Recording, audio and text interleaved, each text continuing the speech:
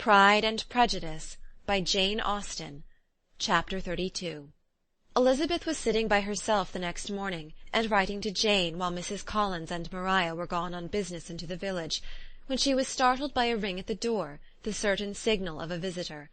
As she had heard no carriage, she thought it not unlikely to be Lady Catherine, and under that apprehension was putting away her half-finished letter that she might escape all impertinent questions, when the door opened, and to her very great surprise, Mr. Darcy, and Mr. Darcy only, entered the room. He seemed astonished, too, at finding her alone, and apologized for his intrusion by letting her know that he had understood all the ladies were to be within. They then sat down, and when her inquiries after Rosings were made, seemed in danger of sinking into total silence. It was absolutely necessary, therefore, to think of something, and in this emergence, recollecting when she had seen him last in Hertfordshire, and feeling curious to know what he would say on the subject of their hasty departure, she observed, "How very suddenly you all quitted Netherfield last November, Mr. Darcy. It must have been a most agreeable surprise to Mr. Bingley to see you all after him so soon, for if I recollect right, he went but the day before. He and his sisters were well, I hope, when you left London?" "Perfectly so, I thank you."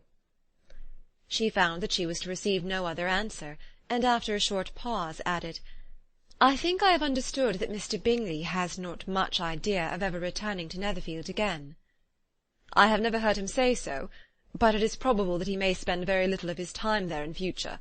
He has many friends, and is at a time of life when friends and engagements are continually increasing."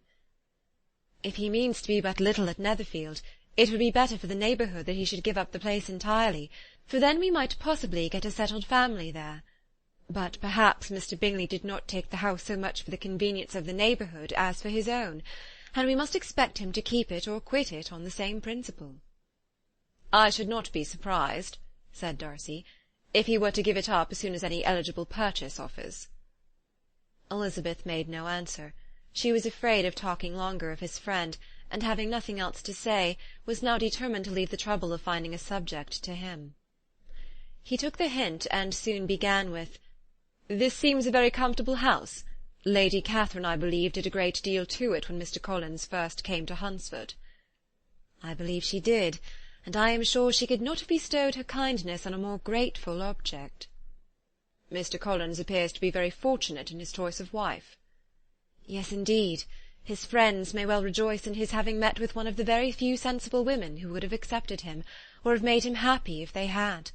My friend has an excellent understanding, though I am not certain that I consider her marrying Mr. Collins as the wisest thing she ever did.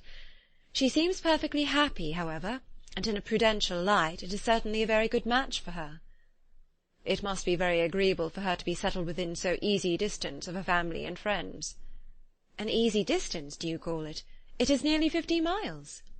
"And what is 50 miles of good road? Little more than half a day's journey. Yes, I call it a very easy distance." "I should never have considered the distance as one of the advantages of the match," cried Elizabeth. "I should never have said Mrs. Collins was settled near her family." "It is a proof of your own attachment to Hertfordshire. Anything beyond the very neighbourhood of Longbourn, I suppose, would appear far." As he spoke there was a sort of smile which Elizabeth fancied she understood.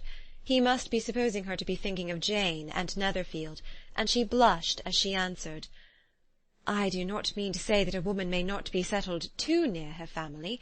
The far and the near must be relative, and depend on many varying circumstances. Where there is fortune to make the expenses of travelling unimportant, distance becomes no evil. But that is not the case here. Mr. and Mrs. Collins have a comfortable income, but not such a one as will allow of frequent journeys, and I am persuaded my friend would not call herself near her family under less than half the present distance." Mr. Darcy drew his chair a little towards her, and said, "You cannot have the right to such a very strong local attachment. You cannot have been always at Longbourn." Elizabeth looked surprised. The gentleman experienced some change of feeling. He drew back his chair, took a newspaper from the table, and glancing over it, said in a colder voice, "Are you pleased with Kent?" A short dialogue on the subject of the country ensued, on either side calm and concise, and soon put an end to by the entrance of Charlotte and her sister, just returned from her walk. The tete-a-tete surprised them. Mr. Darcy related the mistake which had occasioned his intruding on Miss Bennet, and after sitting a few minutes longer without saying much to anybody, went away. "What can be the meaning of this?" said Charlotte, as soon as he was gone. "My dear Eliza, he must be in love with you, or he would never have called on us in this familiar way."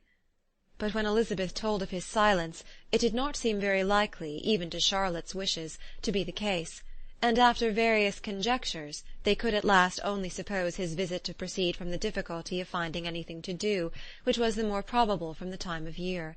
All field sports were over. Within doors there was Lady Catherine, books, and a billiard-table, but a gentleman cannot always be within doors, and in the nearness of the parsonage, or the pleasantness of the walk to it, or of the people who lived in it, the two cousins found a temptation from this period of walking thither almost every day. They called at various times of the morning, sometimes separately, sometimes together, and now and then accompanied by their aunt. It was plain to them all that Colonel Fitzwilliam came because he had pleasure in their society, a persuasion which of course recommended him still more, and Elizabeth was reminded by her own satisfaction in being with him, as well as by his evident admiration of her former favourite George Wickham, and though in comparing them she saw there was less captivating softness in Colonel Fitzwilliam's manners, she believed he might have the best informed mind. But why Mr. Darcy came so often to the parsonage it was more difficult to understand.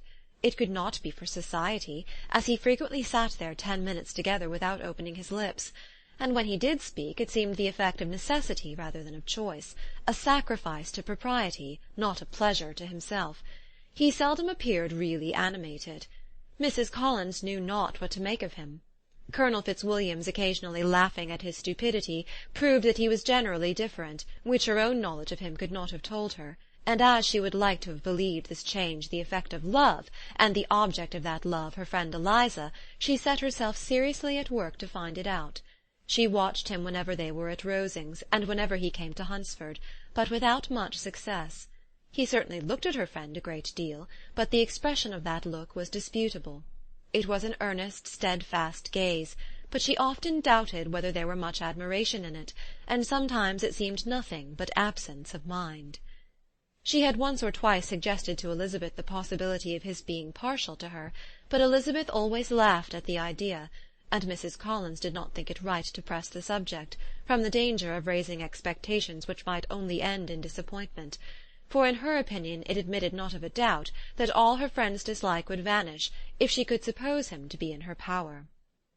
In her kind schemes for Elizabeth she sometimes planned her marrying Colonel Fitzwilliam. He was beyond comparison the most pleasant man, he certainly admired her, and his situation in life was most eligible, but to counterbalance these advantages Mr. Darcy had considerable patronage in the church, and his cousin could have none at all. Chapter 32